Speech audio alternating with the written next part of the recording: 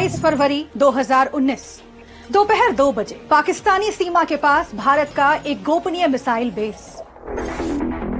जमीन से जमीन पर मार करने वाली करीब 4 मिसाइलें लॉन्च पैड पर तैनात कर दी गई। इनके निशाने पर थे पाकिस्तानी शहर और आर्मी बेस। इसी तरह 5 और मिसाइल बेस अलर्ट पर थे। कुल मिलाकर भारत की 9 मिसाइलें पाकिस्तान की ओर दागे जाने के लिए तैनात खड़ी थी। 2 घंटे बाद शाम 4 बजे इस्लामाबाद में अमेरिकी दूतावास, यहां अमेरिका, ब्रिटेन और फ्रांस के राजदूतों के साथ पाकिस्तान की विदेश सचिव तहमीना जंजुआ की बैठक चल रही थी। शाम 5:45 पर जंजुआ के पास आर्मी का एक नोट पहुंचा। नोट पढ़ने के बाद जंजुआ खामोश हो गई। कुछ पलों बाद धीमे से बोली, आर्मी ने नोट भेजा है। भारत ने पाकिस्तान की तरफ 9 मिसाइलें तैनात कर दी हैं।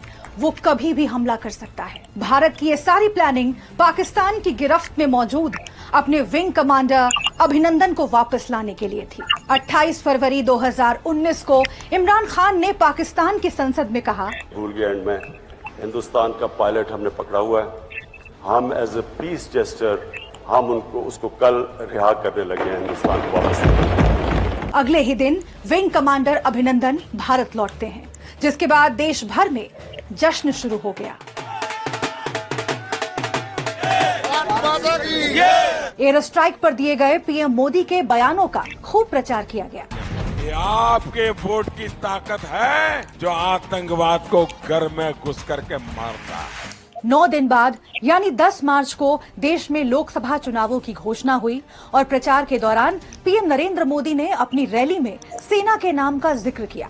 मेरे फर्स्ट टाइम वोटरों को, क्या आपका पहला वोट पाकिस्तान के बालाकोट में एयर स्ट्राइक करने वाले वीर जवानों के नाम समर्पित हो सकता है क्या? 23 मई 2019 नरेंद्र मोदी रिकॉर्ड 303 सीटें जीतकर दोबारा पीएम बने। एक्सपर्ट मानते हैं कि ये रिकॉर्ड जीत प्रधानमंत्री नरेंद्र मोदी के उस फैसले का नतीजा थी जो उन्होंने 14 फरवरी को हुए पुलवामा अटैक का बदला लेने के लिए लिया था, जिसे हम बालाकोट एयर स्ट्राइक के नाम से जानते हैं।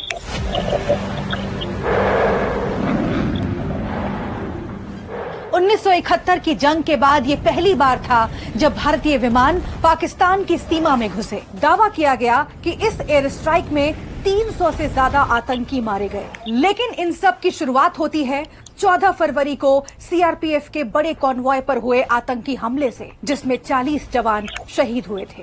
हमले वाले दिन PM Modi Jim Corbett park में सर्वाइवल एक्सपर्ट बेयर ग्रिल्स के साथ शूट कर रहे थे। कनेक्टिविटी न होने की वजह से हमले की खबर उन तक देर से पहुंची।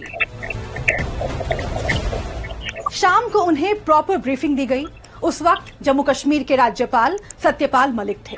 फिर प्रधानमंत्री जी का फोन आया शाम को, मुझे वो शूटिंग करा रहे थे दिन में अपनी नेशनल कॉर्बेट पार्क में। बाहर निकल के उन्होंने फोन किया और कहा कि सत्यपाल भाई क्या हुआ? तो मैंने उन्हें बताया कि इतने लोग हमारे शहीद हो गए और ये हमारी गलती से हुआ। तो उन्होंने कहा तुम चुप रहो इस पे। इसके बाद 2 घंटे बाद मुझे नेशनल सिक्योरिटी एडवाइजर का फोन आया और उन्होंने कहा सत्यपाल भाई इस पे आप अभी मत बोलिए। पुलवामा हमले के बाद देश के लोगों में गुस्सा था।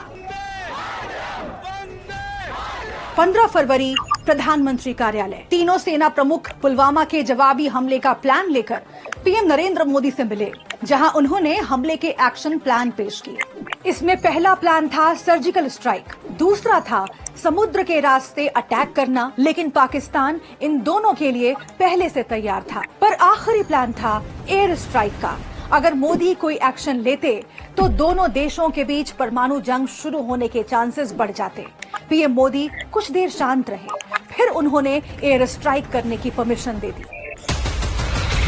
और हमले के लिए चुना गया पाकिस्तान का बालाकोट, जो भारतीय सीमा से 50 किलोमीटर और इस्लामाबाद से 160 किलोमीटर दूर था, जहां एक मदरसे की आड़ में जैश ए मोहम्मद आतंकियों का ट्रेनिंग कैंप चला रहा था। 18 फरवरी 2019 एनएसए अजीत डोभाल ने तीनों सेना प्रमुख और रॉ चीफ के साथ मिलकर एयर स्ट्राइक का ब्लूप्रिंट तैयार किया। इसे ऑपरेशन बंदर नाम दिया गया ताकि कोई इसका मतलब ना निकाल पाए। प्लान के मुताबिक सबको अपने अपने रूटीन काम करने को कहा गया ताकि किसी को कोई शक न हो। 25 फरवरी को पीएम नरेंद्र मोदी ने दिल्ली में वॉर मेमोरियल का उद्घाटन किया। कार्यक्रम में तीनों सेना प्रमुख मौजूद थे। शाम में ऑपरेशन को लीड कर रहे एयर मार्शल हरि कुमार को फेयरवेल पार्टी दी गई। ऊपर से सब कुछ सामान्य दिख रहा था, लेकिन 25 से 26 फरवरी की देर रात करीब 1:15 पर 20 मिराज 2000 फाइटर जेट ने ग्वालियर के एयरबेस से एक साथ उड़ान भरी। फिर इनमें से 12 मिराज विमान पाकिस्तानी सीमा में जा घुसे। बचे हुए 8 प्लेन बैकअप के लिए भारत की सीमा के अंदर चक्कर काट रहे थे। 1971 की जंग के बाद ये पहली बार था जब भारत के लड़ाकू विमान पाकिस्तान की सीमा के अंदर घुसे थे। लेकिन इस बार पूरे ऑपरेशन पर पीएम मोदी नजर बनाए हुए थे।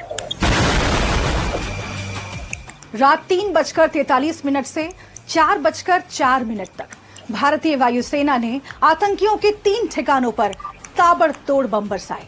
21 मिनट के अंदर ही भारतीय विमान देश वापस लौट आए।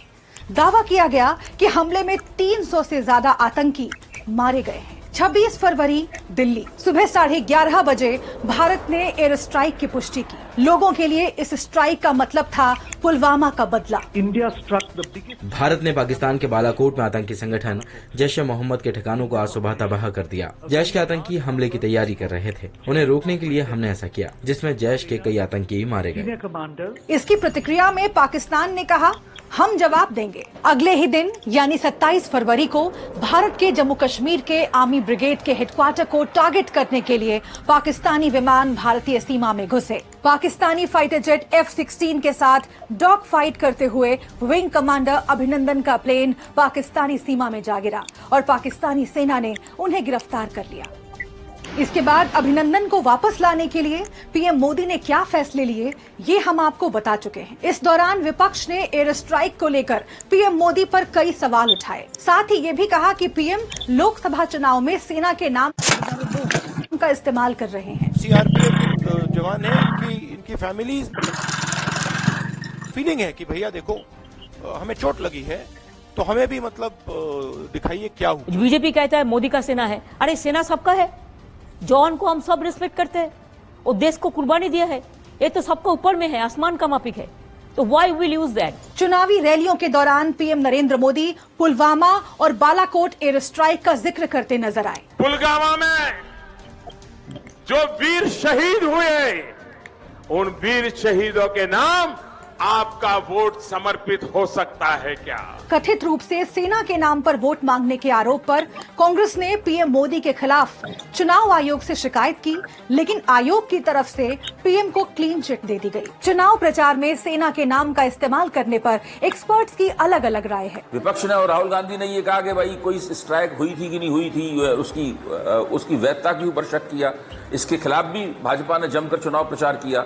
तो उसका जितना लाभ हो सकता था वो भारतीय जनता पार्टी को भाजपा के बढ़े हुए वोटों और सीटों के रूप में प्राप्त हुआ। इस पर डिफेंस एक्सपर्ट सुशांत चरीन का कहना है कि भारत में तो हर 3 महीने में चुनाव होता है। अब इस बीच में अगर कुछ हो जाता है तो क्या भारत सरकार हाथ पे हाथ धरे बैठी रहे कि भाई अब नहीं, लोग कहीं ये ना बोलें कि अगले चुनाव को हम प्रभावित करने की कोशिश कर रहे हैं, इसलिए हम कुछ नहीं कर रहे। चुनाव नजदीक थे।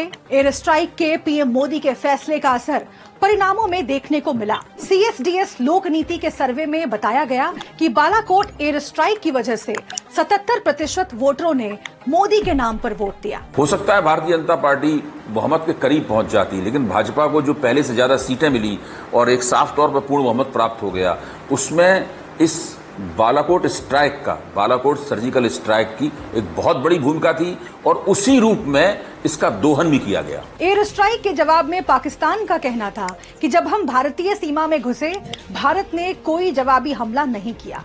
वो सिर्फ विंग कमांडर अभिनंदन की रिहाई तक सीमित रह गया, क्योंकि उसे पता था कि हमारे पास परमाणु बम है। पर भारत ने बालाकोट में एयर स्ट्राइक कर यह साफ कर दिया कि वो पाकिस्तान की परमाणु हमले की धमकी से डरेगा नहीं। फैसला सीरीज के अगले एपिसोड में देखिए मोदी के एक और चौंकाने वाले फैसले की कहानी।